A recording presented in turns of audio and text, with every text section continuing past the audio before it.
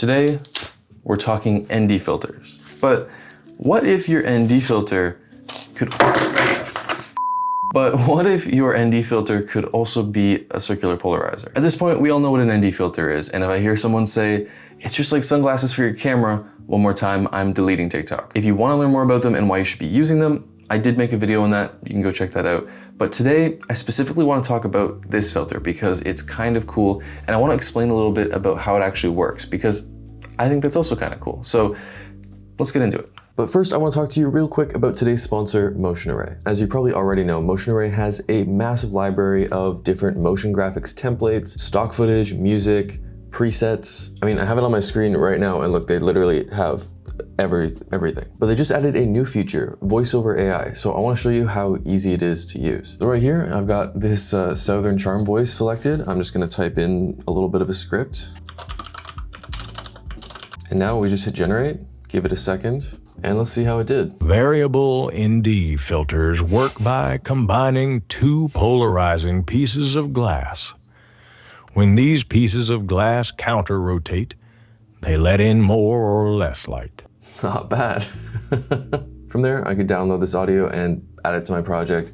They also have a bunch of other voices here you can choose. So if you need AI voiceovers for your projects or any kind of motion graphics, stock footage, stock photos, regular graphics, you name it, check out Motion Array, link in the description. And if you use my link, you get $50 off a 1-year subscription. All right, back to clean shaven Will. So a standard non-adjustable ND filter is just a piece of tinted glass. That's it. But variable NDs, where you can change how bright or dark they are, actually work a little bit differently. A variable ND actually works by taking two polarized pieces of glass and putting them next to each other. Then when they counter-rotate, they cut out more and more light as you rotate them. And that's how you get one filter to block out multiple levels of light. But this means every time you put an ND on your camera, you're technically also putting a circular polarizer on there as well. The problem is adjustability. If you've used a circular polarizer before, you know you adjust the effect by rotating the filter to cut out the frequencies that you want to remove from your image. But with an ND filter, we can't do that without also adjusting the exposure of the image, which you probably don't want to do if you already have it dialed in. So that's where a filter like this Haida filter comes in. Now, full disclosure, they did send this to me, but this is not a sponsored video. I just think it's cool, and I want to explain why this works. This filter has two dials.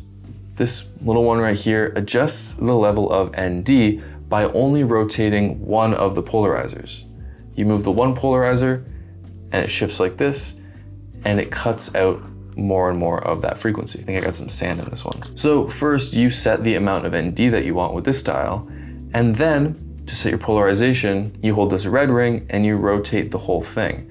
Now rotating the red ring is rotating both pieces of polarizing glass. So relative to each other, they don't change and your ND level stays the same. But they are still rotating, which means your polarization is going to change. So then, based on your specific image, you can rotate the filter to cut out the frequencies that you want. But I also want to teach you a cool trick with a regular ND filter to accomplish the same effect. Because remember, like I said, every ND filter is actually also a circular polarizer. If you're already a veteran photographer or videographer, you probably know what I'm going to say. But first, put your ND filter on your lens and then set the ND level that you want.